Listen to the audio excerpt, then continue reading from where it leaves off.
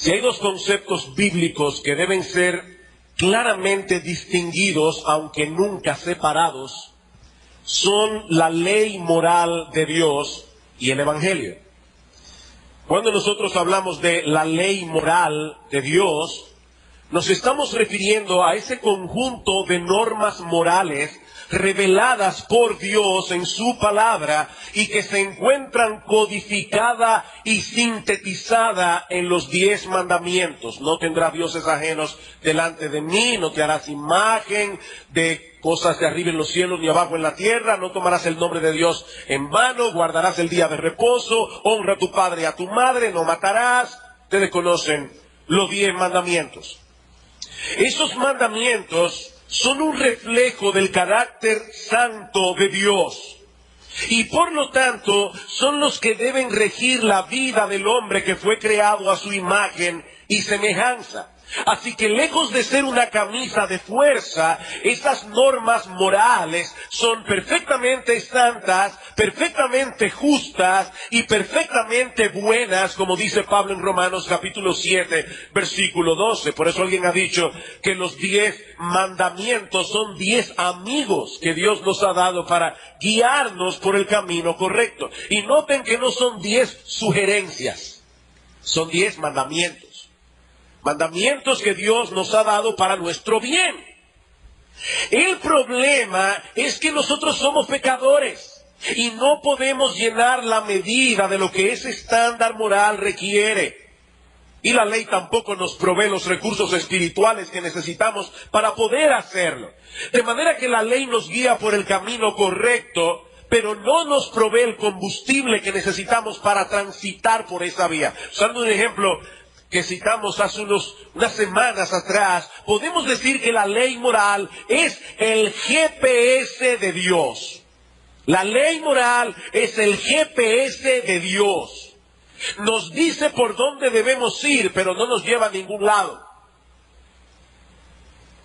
Alguien dijo en cierta ocasión, la ley tiene poder para revelar, pero no para rescatar.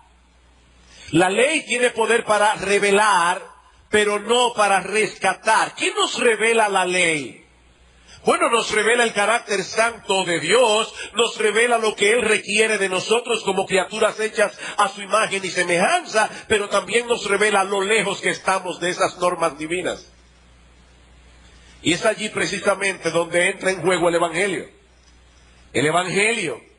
Mientras la ley nos dice lo que debemos hacer y que no podemos hacer, el Evangelio es la buena noticia de lo que hizo Dios. La ley nos dice lo que nosotros debemos hacer. El Evangelio, es la buena noticia de lo que ya Dios hizo a nuestro favor a través de la persona y la obra redentora de nuestro Señor Jesucristo. Él cumplió perfectamente la ley de Dios a nuestro favor, pero al mismo tiempo murió en la cruz del Calvario en lugar de todos aquellos pecadores culpables a los que Él vino a salvar. Por eso alguien decía muy sabiamente que Cristo no solo murió por nosotros, Él también vivió por nosotros. Y eso es importante. Cristo no solo murió por nosotros, Él vivió por nosotros. La vida perfecta de Cristo durante toda su vida terrenal fue de una obediencia perfecta a la ley de Dios en todos sus acápites. Y cuando nosotros nos convertimos a Cristo, esa justicia perfecta de Cristo es puesta en nuestra cuenta por medio de la fe. Esa es la buena noticia del Evangelio. Y en base a esa obra de redención, ahora el Evangelio anuncia salvación completa y, óyeme bien, mi amigo, gratuita. Para todo aquel que cree, no para todo aquel que trata de obedecer los 10 mandamientos. No es así que nadie se va a salvar. Nadie va a llegar al cielo por querer guardar los 10 mandamientos. Eso es sencillamente imposible. La salvación es por gracia, por medio de la fe. Es un regalo de Dios para todos aquellos que se despojan de su decencia personal, de su moralidad y confían únicamente en la persona y la obra de nuestro Señor Jesucristo. Es por eso que Pablo dice en Romanos capítulo 3, versículos 27 y 28. Escuchen este texto, dice Pablo, luego de haber explicado que la salvación es por gracia, por medio de la fe, dice Pablo, ¿dónde pues está la jactancia? ¿Puede acaso alguno aquí jactarse de ser cristiano? ¿O jactarse de que va camino al cielo? Por supuesto que no, dice Pablo. Esa jactancia queda excluida, no tiene lugar en la vida del cristiano. ¿Por cuál ley, se pregunta Pablo, queda esa jactancia excluida? ¿Por la de las obras? No, dice él, sino por la ley de la fe. Concluimos pues que el hombre es justificado, es decir, declarado inocente, declarado no culpable, declarado justo en el tribunal de Dios por la fe, sin las obras de la ley. Por la fe, sin las obras de la ley. De hecho, mi amigo, déjame decirte algo. La Biblia dice, en Gálatas capítulo 3, versículo 10, que cualquier persona que esté tratando de llegar al cielo, obedeciendo los 10 mandamientos, está bajo maldición. Porque escrito está, maldito todo aquel que no permaneciere en todas las cosas escritas en el libro de la ley para hacerlas. Tú mentiste esta semana. Ya eso fue suficiente para condenarte. Y seguro que has mentido muchísimas veces a lo largo de toda tu vida.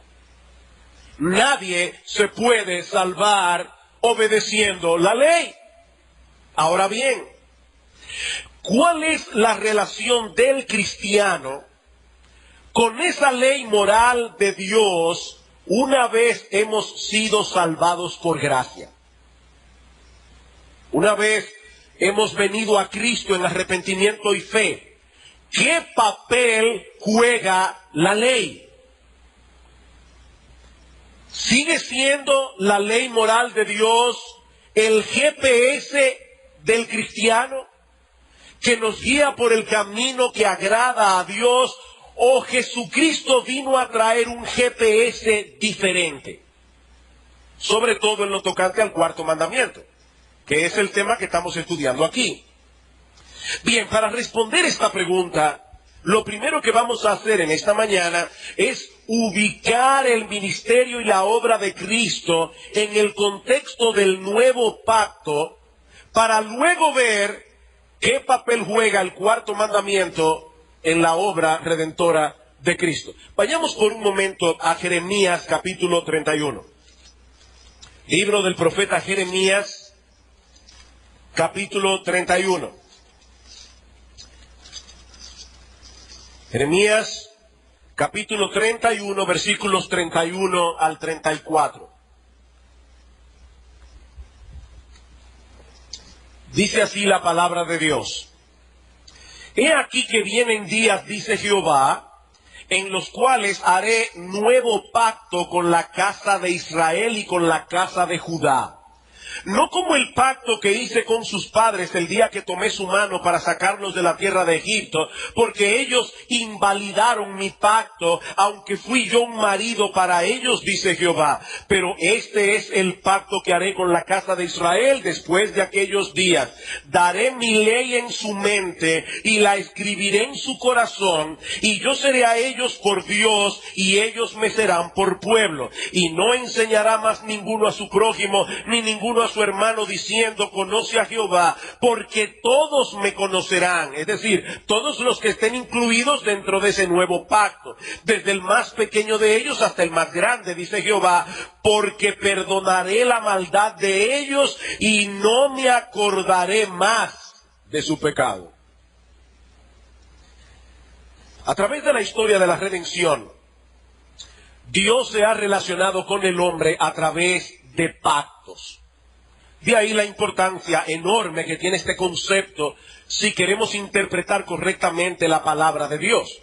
Ahora, cuando nosotros mencionamos la palabra pacto en el día de hoy, de inmediato solemos pensar en una especie de acuerdo entre dos o más personas.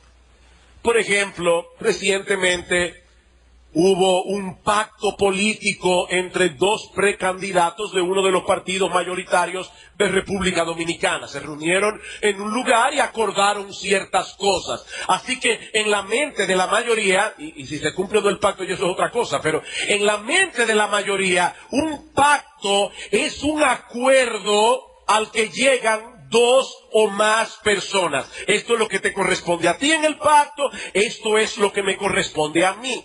Sin embargo, cuando nosotros vamos a la Biblia, encontramos en ella una definición diferente de pacto.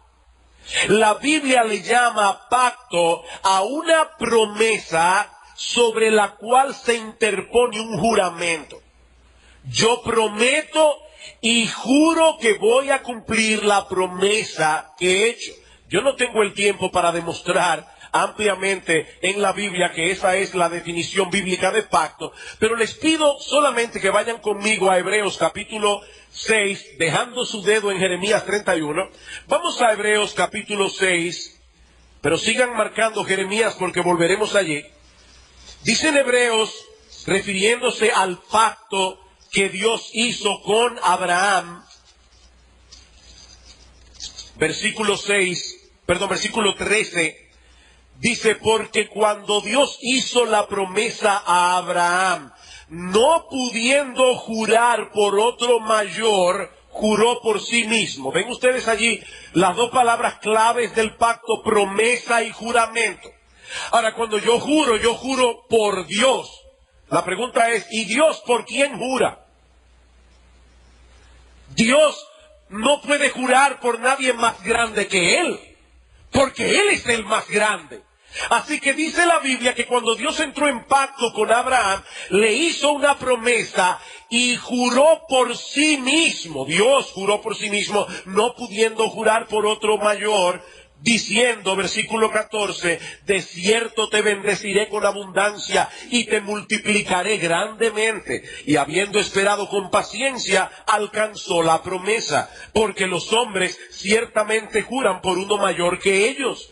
Y para ellos el fin de toda controversia es el juramento para confirmación. Por lo cual, queriendo Dios mostrar más abundantemente a los herederos de la promesa la inmutabilidad de su consejo, es decir, que Él no se iba a echar para atrás de lo que le estaba prometiendo a Abraham, pasara lo que pasara, Dios interpuso juramento, juró Dios, para que por dos cosas inmutables, en las cuales es imposible que Dios mienta, su palabra y su juramento, tengamos un fortísimo consuelo los que hemos acudido para asirnos de la esperanza puesta delante de nosotros. Así que un pacto es una promesa sobre la cual se añade un juramento. Si Dios dice en Jeremías capítulo 31 que Él va a inaugurar, va a introducir un nuevo pacto, nosotros tenemos que pensar en promesas juradas. Dios está prometiendo un nuevo pacto basado en mejores promesas que las que Él prometió en el antiguo pacto, el que Dios hizo con el pueblo de Israel en los días de Moisés. Ahora bien, si ustedes miran con atención una vez más el texto de Jeremías 31, se van a dar cuenta de que ese nuevo pacto gira en torno a una promesa central, una, de la cual se derivan otras tres. Vean nuevamente el versículo 33. Pero este es el pacto que haré con la casa de Israel después de aquellos días, dice Jehová. Daré mi ley en su mente y la escribiré en su corazón. Esa es una promesa. Yo seré a ellos por Dios y ellos me serán mi pueblo. Esa es otra promesa. Y no enseñará más ninguno a su prójimo, ni ninguno a su hermano diciendo conoce al Señor, porque todos me conocerán desde el más pequeño de ellos hasta el más grande, dice el Señor. Esa es otra promesa. En el pueblo de Israel, en el antiguo pacto, muchos judíos no conocían al Señor. Ellos se beneficiaban del antiguo pacto, pero ellos no conocían al Señor, eran incrédulos. En el nuevo pacto no es así.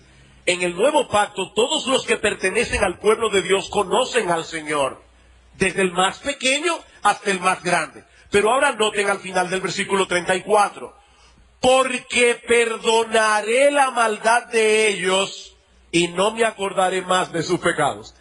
Promesa, promesa, promesa, y ahora, ¿por qué se van a cumplir esas promesas? Porque Dios se va a olvidar de nuestros pecados, porque Dios hará una obra a través de la cual todos nuestros pecados serán borrados. Mis hermanos, yo vuelvo a repetir lo que decía hace un momento. Todo lo que la ley exige del hombre es santo, es justo, es bueno. Dios no es un matagozo cósmico que está en el cielo prohibiendo todo lo que nos gusta. No, Dios es un Padre amante que nos guía por el camino que nos conviene. Sin embargo, nosotros no podemos ni queremos obedecer esa ley porque somos pecadores. Así que el problema no está en la ley moral de Dios, el problema está en nuestros pecados. De hecho, noten que eso fue lo que hizo necesario que Dios introdujera un nuevo pacto. Versículo 31 otra vez. He aquí que vienen días, dice Jehová, en los cuales haré nuevo pacto con la casa de Israel y con la casa de Judá. No como el pacto que hice con sus padres, con Moisés, el día que tomé su mano para sacarlo de la tierra de Egipto. ¿Por qué? Porque ellos invalidaron mi pacto. Aunque fui yo un marido para ellos, dice el Señor. El antiguo pacto hizo evidente la impotencia del hombre para obedecer a Dios en sus propias fuerzas. En el mismo libro de Jeremías, él se pregunta, ¿mudará el etíope su piel y el leopardo sus manchas? ¿Ustedes creen, niños, que si ustedes van al zoológico y llevan una buena funda de ace y amansan al leopardo para que no les haga daño, y ustedes comienzan a restregar las rayas que tiene el leopardo, ¿ustedes creen que el leopardo se va a volver blanco? No, de ninguna manera. Las manchas del leopardo no se pueden quitar, están adheridas a la piel, son parte de la piel. Y se pregunta a Dios, ¿mudará el etíope su piel y el leopardo sus manchas? Así también podréis vosotros hacer el bien, estando habituados a hacer el mal. El hombre no quiere ni puede obedecer a Dios. Pero en vez de dejarnos en esa condición tan deplorable, Dios promete hacer algo extraordinario. Llevar a cabo un plan de redención por medio del cual todos nuestros pecados sean perdonados. Y es interesante notar, obviamente yo no puedo hacer ese ejercicio hoy aquí, pero es interesante notar que en todo el libro de Jeremías, el pecado, esa palabra que está muy poco de moda en el día de hoy, excepto en los menús. O sea, cuando usted está a dieta dice, este chocolate es una tentación. Ya la tentación y el pecado se definen en torno a la dieta, no en torno a la ley moral de Dios. Pero en el libro de Jeremías, cuando ustedes ven cómo él define la palabra pecado, cómo él define la palabra iniquidad, otra palabra pasada de moda, se van a dar cuenta que todas las veces, vez tras vez, es en relación a los 10 mandamientos. Pecado es infracción de la ley. Cuando la Biblia dice que Dios perdonará nuestros pecados, ¿saben qué es lo que está diciendo? Que Dios va a perdonar todas las veces que nosotros hemos violado cualquier acápite de los 10 mandamientos. En cualquier forma. Más adelante, la Biblia nos enseña cómo fue que Dios hizo eso posible, sin dejar de ser justo. Porque no es tan sencillo para Dios como decir, yo me voy a hacer de la vista gorda, ven mi hijo, ven que yo no te voy a mandar al infierno. No, Dios no puede hacer eso, porque si lo hace, Él mismo estaría violando su ley. No, Dios envió a su hijo, hecho hombre, para que Él pagara en la cruz del Calvario la penalidad que tú y yo merecemos por causa de nuestro pecado, por causa de todas las veces que hemos violado la ley de Dios. Por eso es que en Hebreos capítulo 10, versículo 14 dice, porque con una sola ofrenda, la ofrenda del cuerpo de Cristo en la cruz del Calvario, Él hizo perfectos para siempre a los santificados. ¿Y saben cuál texto cita el autor de Hebreos para probar su punto? Jeremías 31. Jeremías 31. Y dice el autor, porque eso fue lo que Él prometió, perdonar todos nuestros pecados. Ahora bien, Dios no solamente promete perdonar todas las veces que nosotros hemos violado su ley moral, sino que también promete escribir esa ley en nuestra mente y en nuestro corazón. En otras palabras, Dios promete en el nuevo pacto transformarnos de tal manera en nuestro ser interior que tengamos el impulso, el deseo y la capacidad de obedecer esa ley moral. Y ahora escuchen, no por temor al castigo, sino por amor a Él. No por temor al castigo, sino por amor a Él. Escuchen una vez más el conocidísimo pasaje de Deuteronomio capítulo 6, un texto que nosotros solemos citar cada vez que estamos predicando acerca de la crianza de los hijos. Pero yo quiero que ustedes noten algo distinto ahora en este pasaje. En los versículos 1 al 3, no los voy a leer porque no tenemos el tiempo, pero en los versículos 1 al 3, Dios insiste, yo quiero que ustedes guarden mi ley, yo quiero que ustedes obedezcan mi ley. Pero ahora dice en el versículo 4, oye Israel, Jehová nuestro Dios, Jehová uno es, y amarás a Jehová tu Dios de todo tu corazón y de toda tu alma y con todas tus fuerzas, y estas palabras que yo te mando hoy estarán sobre tu corazón. Dios quería desde el principio que nosotros obedeciéramos de corazón. Y más adelante en Deuteronomio capítulo 30, versículo 6 dice, y circuncidará Jehová tu Dios tu corazón y el corazón de tu descendencia para que ames a Jehová tu Dios con todo tu corazón y con toda tu alma a fin de que vivas. Mis hermanos, déjenme decirles algo a los amigos que nos visitan en esta mañana. Lo que Dios demanda de nosotros no es simplemente que nos conformemos externamente a un patrón de conducta. Un hombre puede no serle infiel a su esposa físicamente, pero puede ser infiel a ella en su mente y en su corazón, codiciando a otra mujer. Bien, lo que Dios quiere de nosotros no es simplemente que nosotros nos guardemos de las prácticas externas que se conforman a la ley. Dios quiere una obediencia que surja, que fluya de nuestro interior, movida por el amor a Él. Esa es la misma conexión que hace nuestro Señor en Mateo 22. Un intérprete de la ley se acerca a Cristo y le pregunta, Maestro, ¿cuál es el mandamiento más importante de la ley?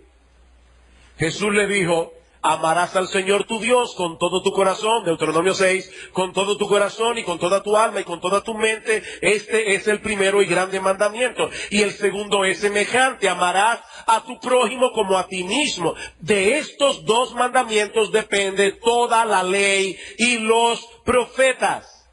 He ahí, mis hermanos, un resumen de lo que la ley de Dios exige de nosotros, amarlo a Él, amar al prójimo. El que ama a Dios y ama al prójimo va a cumplir los 10 mandamientos. Pero nosotros no podemos hacer eso, porque nosotros no amamos a Dios de corazón desde el día que nacimos. Y yo sé que aquí debe haber personas que dicen, bueno, pues déjame decirte algo. Yo amo a Dios desde chiquito. No, el hombre ama a un Dios que él se fabrica en su mente y en su corazón, no al Dios de la Biblia. La Biblia dice claramente que nosotros nacemos aborreciendo a ese Dios porque nacemos siendo pecadores. Así que el hombre no puede obedecer los mandamientos por amor a Dios, a menos que Dios circuncide el corazón. En palabras más sencillas, a menos que Dios transforme por completo el asiento mismo de nuestra personalidad. Y mis hermanos, eso es exactamente lo que Dios promete hacer en el nuevo pacto. Transformarnos de tal manera en nuestro ser interior que podamos obedecer sus mandamientos motivados por el amor a Él, no por temor al castigo. Por eso dice unos comentaristas del Antiguo Testamento, que son dos autoridades, Gill y Delitzsch, ellos dicen la diferencia entre los dos pactos, el antiguo y el nuevo, en lo que respecta a la ley moral, es que en el antiguo pacto, esa ley era un código externo a nosotros, escrito en dos tablas de piedra, mientras que en el nuevo pacto ha venido a ser un principio interno de vida. ¿Escucharon eso? En el antiguo pacto eran dos tablas de piedra externas a nosotros que nos decían, esto es lo que tú tienes que hacer. Ahora Dios ha tomado esa ley y la ha escrito con su propio dedo en nuestro corazón para que venga a ser un principio interno de vida. ¿Cuándo entró en vigor ese nuevo pacto?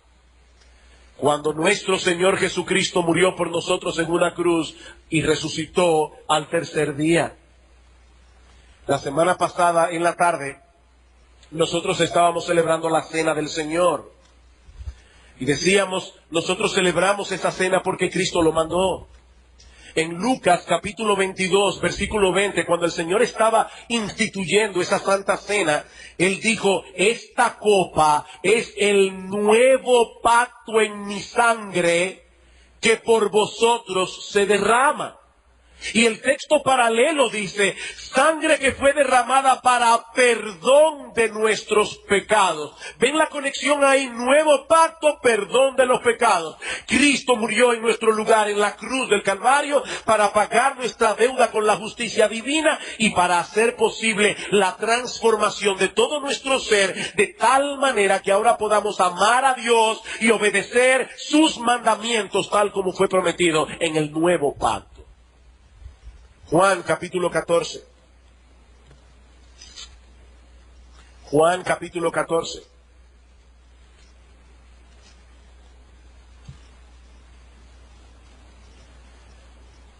Versículo 15. Si me amáis, guardad mis mandamientos.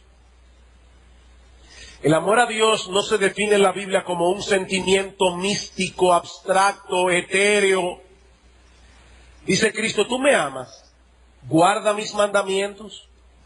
Versículo 18, no os dejaré huérfanos, vendré a vosotros. Ustedes recuerdan que una de las promesas del nuevo pacto es, yo estaré con ustedes, ustedes serán mi pueblo y yo seré vuestro Dios. Dice Cristo ahora, no os dejaré huérfanos, vendré a vosotros. Todavía un poco y el mundo no me verá más, pero vosotros me veréis, porque yo vivo, vosotros también viviréis. En aquel día vosotros conoceréis que yo estoy en mi Padre y vosotros en mí, y yo en vosotros. La promesa del nuevo pacto. El que tiene mis mandamientos y los guarda, ese es el que me ama, y el que me ama será amado por mi Padre, y yo le amaré y me manifestaré a él. Le dijo Judas, no el Iscariote, Señor, ¿cómo es que te manifestarás a nosotros y no al mundo? Respondiendo Jesús le dijo, el que me ama mi palabra guardará, y mi Padre le amará, y vendremos a él y haremos morada con él. El que no me ama no guarda mis palabras, y la palabra que habéis oído no es mía, sino del Padre que me envió. Cristo no vino a traer un nuevo GPS. Dice Cristo claramente, esas palabras no son mías, son del Padre que me envió. Yo vine a hacer una obra de transformación en vuestros corazones para que ahora puedan con gusto, con gozo, con deleite obedecer mi voluntad.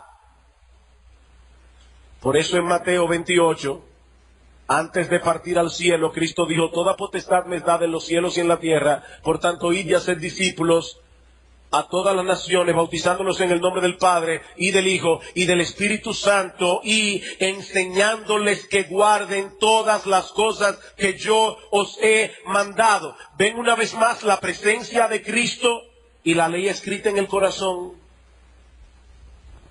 Ahora bien, ¿incluyó Jesús el cuarto mandamiento en ese GPS que Él puso en nuestra mente y en nuestro corazón? ¿O solo ratificó 9 de los 10 mandamientos? Algunos dicen que el GPS de Cristo no es otra cosa que su mandato a que nos amemos unos a otros. No el decálogo, el que nos amemos unos a otros. Pero eso no resuelve el problema. En Romanos capítulo 13, escuchen lo que dice el apóstol Pablo allí. Romanos capítulo 13, versículo 8. No debáis a nadie nada, sino el amaros unos a otros, porque el que ama al prójimo ha cumplido la ley. ¿Cuál ley? Porque no adulterarás, no matarás, no hurtarás, no dirás falso testimonio, no codiciarás. Los mandamientos del decálogo, y para que no haya duda, y cualquier otro mandamiento, en esta sentencia se resume: amarás a tu prójimo como a ti mismo. El amor no hace mal al prójimo, así que el cumplimiento de la ley es el amor. Yo no tengo ningún problema en decir que el GPS de Cristo es: ámense unos a otros, siempre y cuando entendamos que el amarnos unos a otros, lo que implica en la práctica es cumplir a favor del otro los 10 mandamientos. Eso me lleva a nuestro segundo encabezado: la enseñanza y comportamiento de Jesús en lo tocante al día de reposo. Y aquí, hermanos, es importante que nosotros entendamos que el comportamiento de Jesús durante su ministerio en lo tocante al día de reposo era como el de cualquier judío piadoso de su época, exceptuando el hecho de que Cristo no se sometió a ninguna de las regulaciones impuestas por los maestros religiosos de Israel en lo tocante al cuarto mandamiento. Y eso provocó más de una vez confrontación entre Cristo y los fariseos. Nosotros encontramos constantemente en los evangelios a los fariseos confrontando al Señor y a los discípulos por la manera como ellos guardaban el día de reposo. Sin embargo, mis hermanos, es importante insistir en que Cristo nunca violó ningún mandamiento del decálogo, porque de haberlo hecho ya no hubiese podido ser nuestro Salvador. Se trataba más bien de una confrontación entre Cristo y la tradición de los judíos. Tradiciones que fueron puestas por escrito en un libro conocido como la Mishnah, en donde los maestros religiosos de Israel establecían hasta en el más mínimo detalle la manera como los israelitas debían guardar el sábado. Si yo no recuerdo mal, la Mishnah contiene 24 capítulos solamente con respecto al día de reposo. Para que ustedes tengan una idea, Alfred Edersheim, que es un judío convertido al Señor, escribió lo siguiente acerca de lo que dice la Mishnah. Oigan esto, hermanos, sobre todo ustedes, hermanas. Una mujer no puede salir con adornos que pudiera quitarse en la calle, como una diadema, a menos que esté unida al sombrero. Porque si lleva a un arete que se lo puede quitar y está cargando algo, y eso estaba prohibido en el día de reposo, no llevarás carga ninguna. Tampoco puede llevar un collar o un anillo en la nariz, ni alfileres en el vestido. La razón de esta prohibición de ornamentos era que en su vanidad las mujeres podían quitárselo para mostrárselo a sus amigas. Y entonces, olvidándose del día, llevarlos en la mano, lo cual sería una carga. Las mujeres tienen prohibido también mirarse en el espejo en sábado, porque podrían descubrir una cana e intentar arrancársela, y eso sería un trabajo. O lo que sería peor, un pecado más grave, una mujer puede andar por su patio, pero no por la calle con una peluca, porque eso también sería una carga. De modo similar, un hombre no puede llevar calzado de madera con clavos o solo un zapato, porque eso implicaría trabajo. No es legal limpiar el fango de los zapatos, porque también sería un trabajo, con la excepción quizá de hacerlo con el reverso de un cuchillo. De modo similar, una persona podía ir con la oreja vendada, pero no con dientes postizos. Si se caía el vendaje de la oreja, no podía ser reemplazado. Esto era tan bárbaro que los rabinos hasta se llegaron a preguntar si era legítimo que un padre cargara a su hijo en sábado. Gracias al Señor llegaron a la conclusión de que sí. Aún en el caso supuesto, oigan esto, así lo dice la ley de ellos, no la de la Biblia, aún en el caso supuesto de que el niño tuviera una piedra en la mano, aún así. De manera que cuando los fariseos confrontaban a Cristo, no era porque hubiese violado la ley de Moisés, era por no adherirse a todas esas tradiciones humanas que ellos habían añadido a la ley. Vayan conmigo al Evangelio de Marcos, capítulo 2. Marcos, capítulo 2. Este es un texto clave en cuanto al tema que estamos tocando hoy aquí.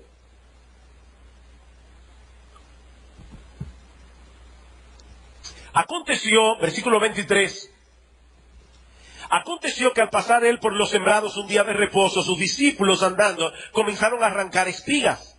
Entonces los fariseos le dijeron, mira, ¿por qué hacen en el día de reposo lo que no es lícito? Pero él les dijo, ¿nunca leísteis? Yo me imagino la rabia que tenía que darle esto a los escribas y fariseos. Ellos eran supuestamente expertos en la ley. Y Cristo les dice, ¿ustedes nunca leyeron eso?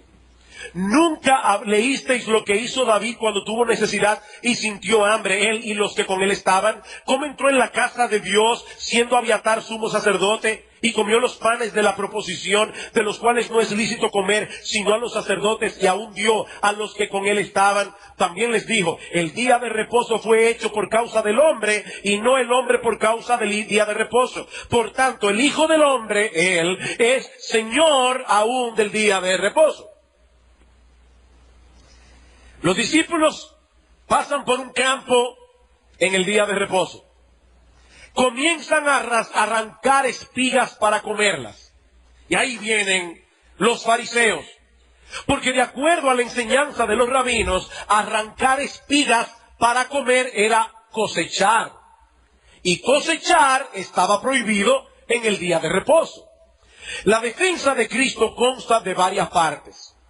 En primer lugar, les demuestra por la misma Biblia que en casos de necesidad las leyes ceremoniales debían ser puestas a un lado.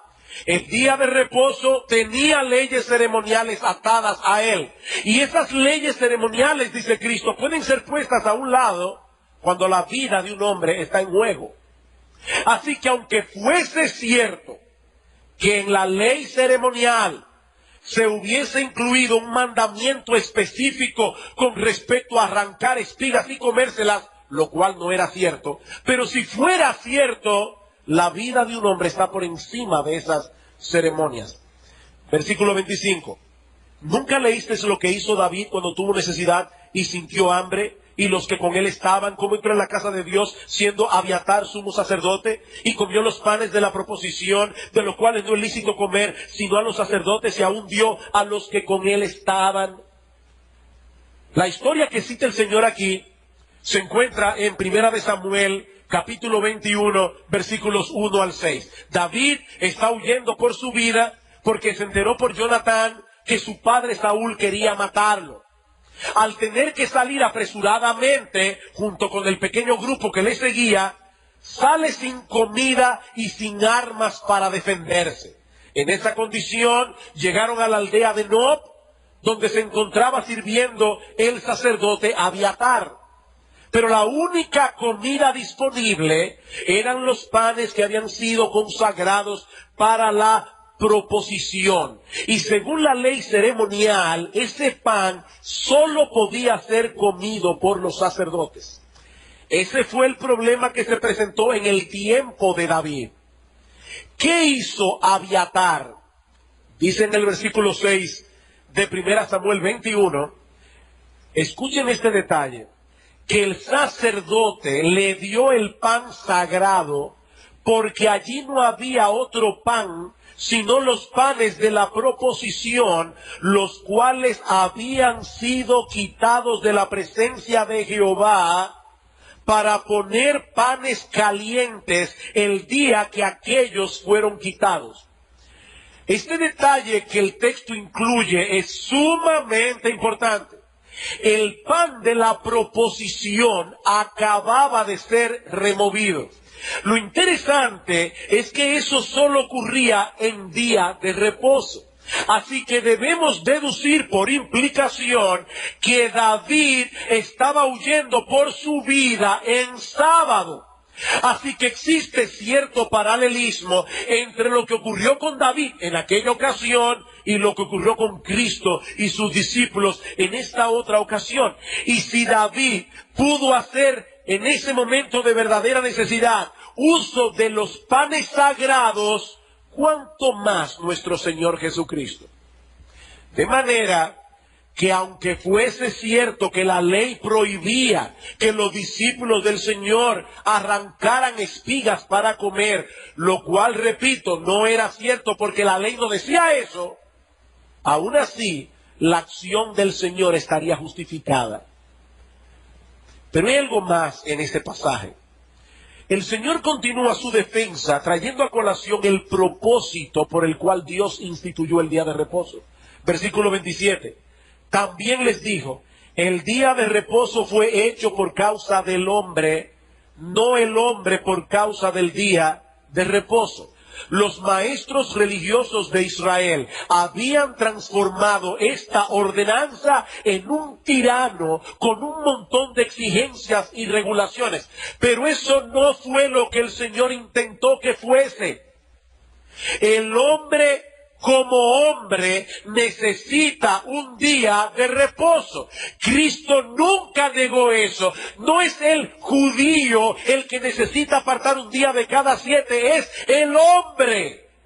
Esta ordenanza va a ser necesaria mientras el hombre sea hombre. Cuando lleguemos al cielo, nosotros vamos a gozar de un sabbat eterno. Pero mientras estemos aquí en la tierra, vamos a tener la necesidad de guardar ese reposo semanal. Pero el argumento más importante es el que Cristo trae a colación en el versículo 28. Por tanto, el Hijo del Hombre es Señor aún del día de reposo. ¿Por qué ese por tanto? O porque él acaba de decir que el día de reposo lo hizo Dios. ¿Y quién es Cristo? Dios hecho hombre. Por lo tanto, él es, no será, ni fue, es Señor del día de reposo. Los fariseos estaban acusando a los discípulos de haber violado el día de reposo. Pero el Señor les hace ver que fue Dios, Él es Dios, quien instituyó y diseñó ese día, no los rabinos. Por lo tanto, Jesús, como el Dios encarnado, tiene plena autoridad sobre el día de reposo. Es como si el Señor les estuviera diciendo, ustedes los fariseos acusan a mis discípulos de haber violado el sabbat. Pero ¿qué derecho tienen ustedes de hacer esa acusación si el día de reposo es parte de mi ley? Yo fui quien la publiqué en el Sinaí. Es por mi autoridad que esta ley se sostiene. El hecho de que yo esté satisfecho con la conducta de ellos ya es suficiente para probar tu inocencia. Yo los vi arrancar las espigas, yo los vi comérselas, yo no los reprendí, ni se los prohibí. Y si yo no hice tal cosa, ustedes tampoco pueden hacerlo, porque yo soy Señor del día de reposo.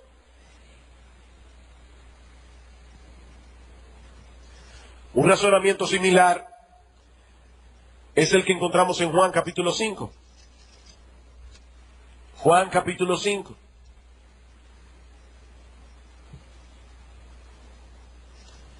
Jesús acaba de sanar a un paralítico en sábado. Y dice en el versículo 16, y por esta causa los judíos perseguían a Jesús y procuraban matarlo, porque hacía estas cosas en el día de reposo. Y Jesús les dijo, les respondió, mi Padre hasta ahora trabaja y yo trabajo. A mí me fascina ver la sabiduría del Señor en acción. Es algo que me encanta. Mis hermanos, ¿cómo se defendió Cristo de esta nueva acusación? La respuesta de Cristo es más o menos esta.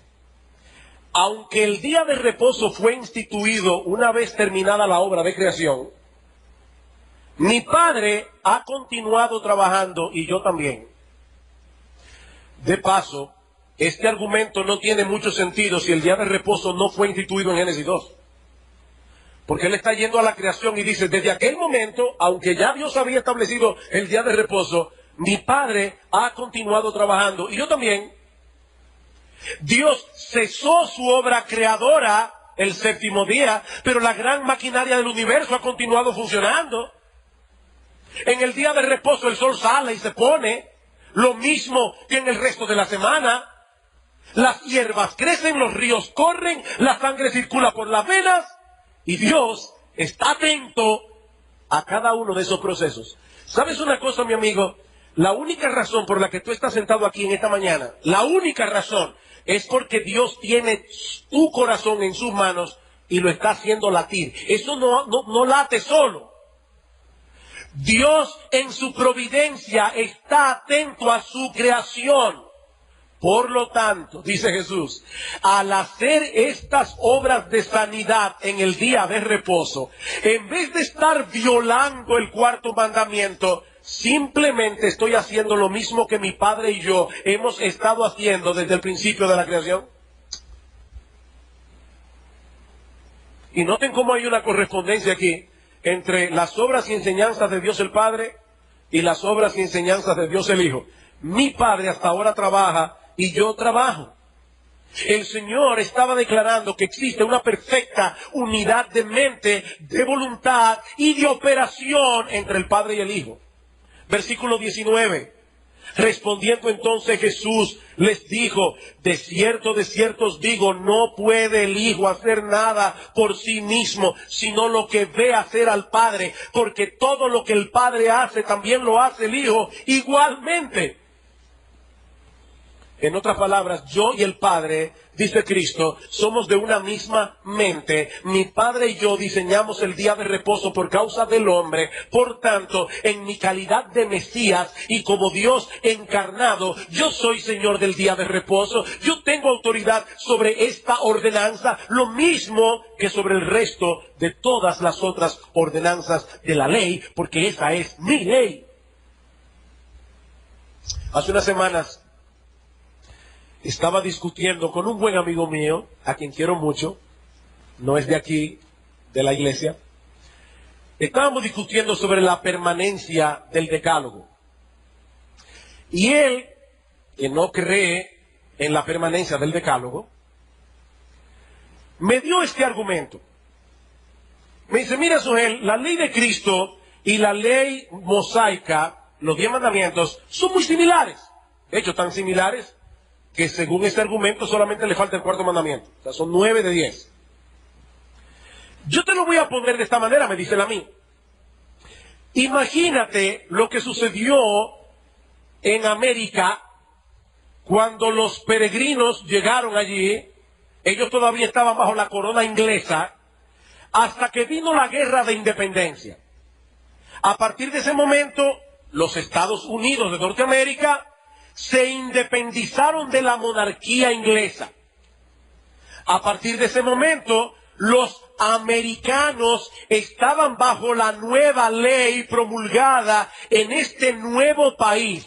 Ahora es muy probable, me decía él a mí, que las leyes promulgadas en los Estados Unidos de Norteamérica recién creados eran muy similares a la monarquía inglesa, pero ahora los americanos obedecían a una nueva ley.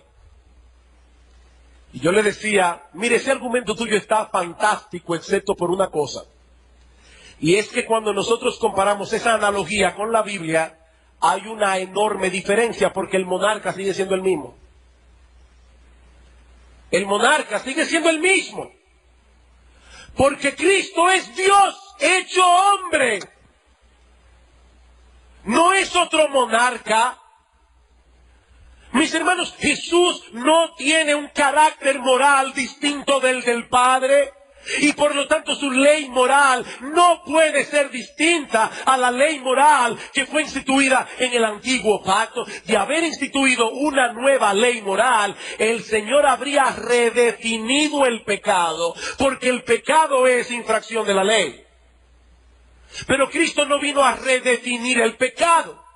Cristo vino a morir en nuestro lugar por todas las veces que tú y yo violamos esa ley moral ya existente, resumida y codificada en los 10 mandamientos. Mateo capítulo 5.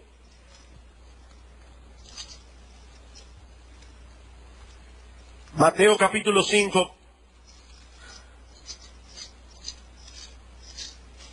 Versículo 17.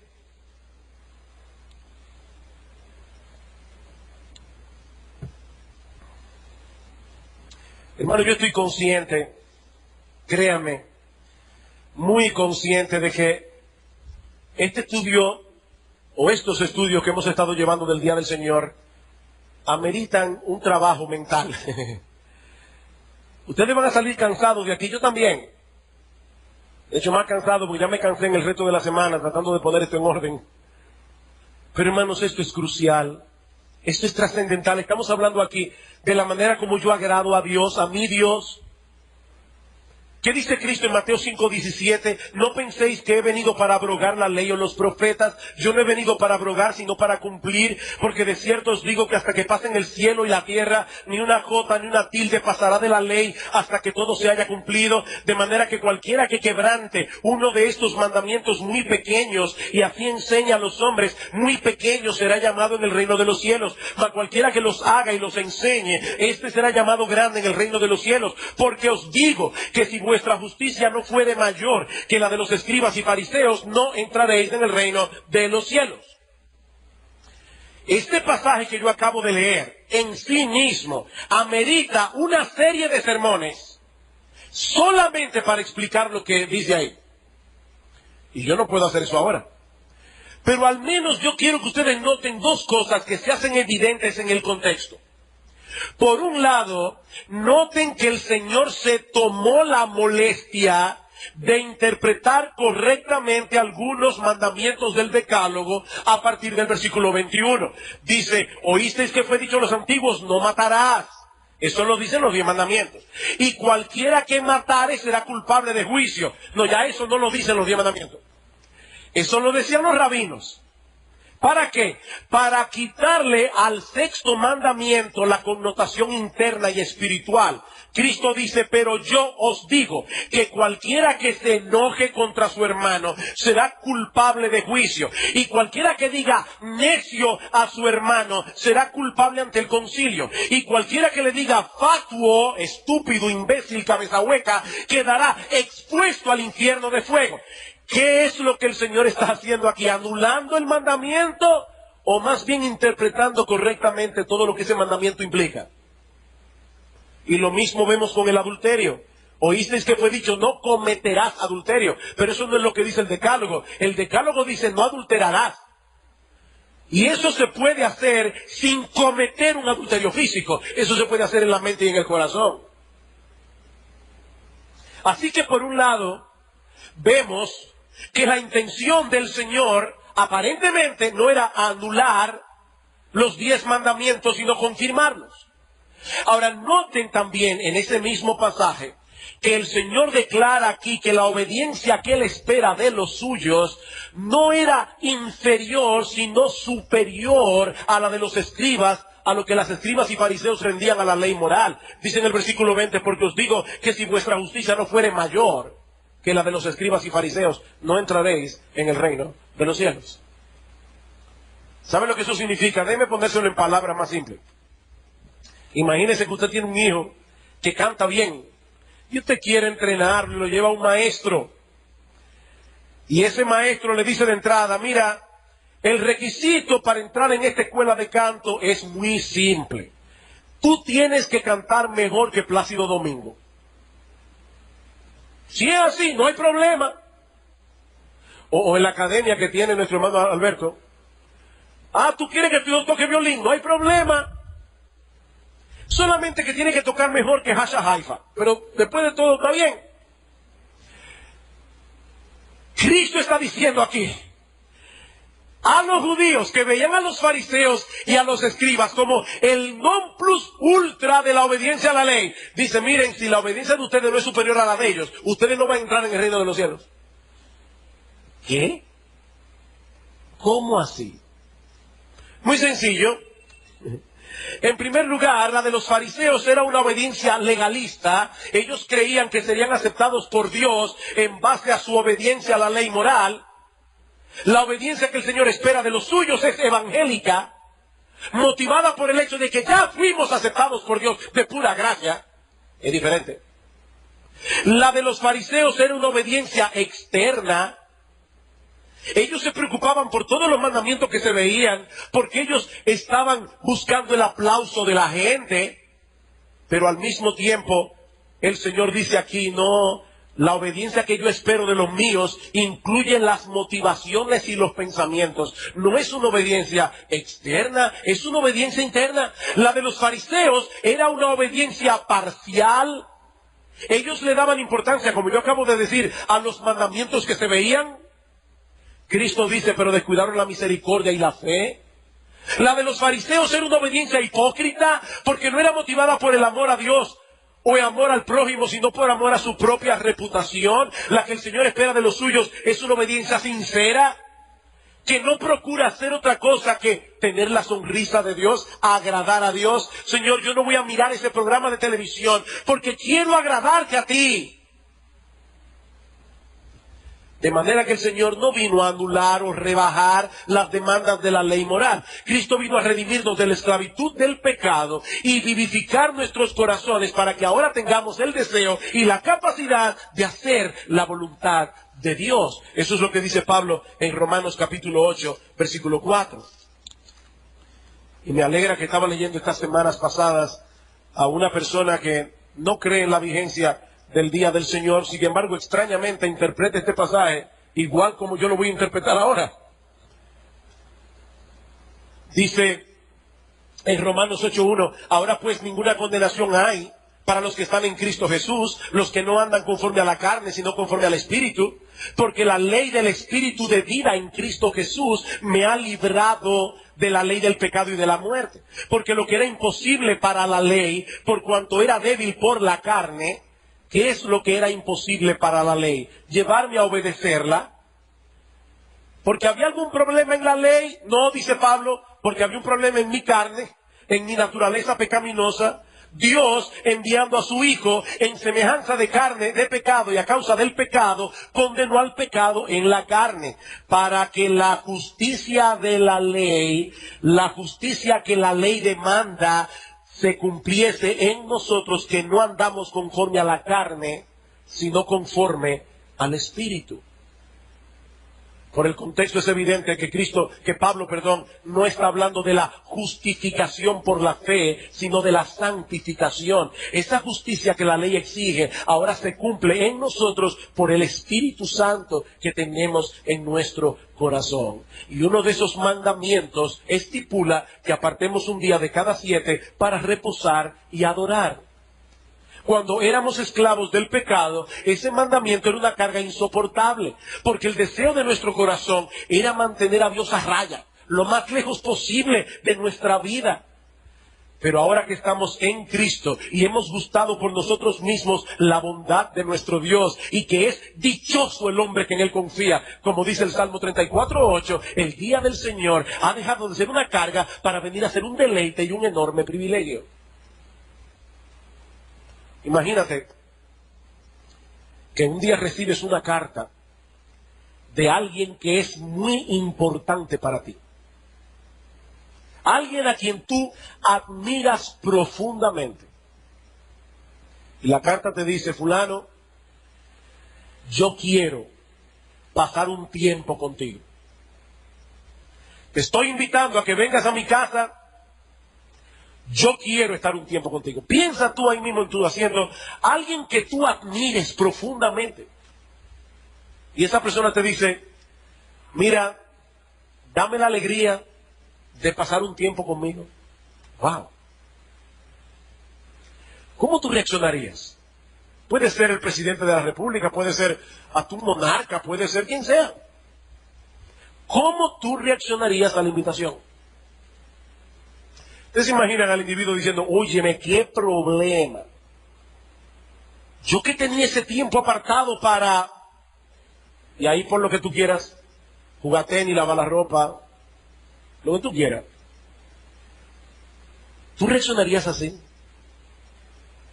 Porque si es así, estás evidenciando que en realidad esa persona, después de todo, no era tan importante para ti. No era tan importante. Óyeme, esa persona te está diciendo: fulano, óyeme, tú puedes venir a mi casa, que yo quiero pasar tiempo contigo.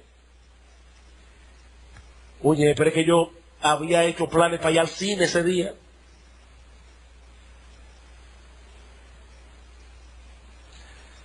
Mis hermanos, el Dios Todopoderoso, Creador de los cielos y de la tierra, Rey de reyes y Señor de señores, aquel que te amó de tal manera desde antes de la fundación del mundo, que te escogió para salvación y luego envió a su Hijo a morir por tus pecados, te está invitando a que te apartes de tus labores ordinarias para darle descanso a tu cuerpo y para tener comunión con Él, para recrear tu alma en su presencia.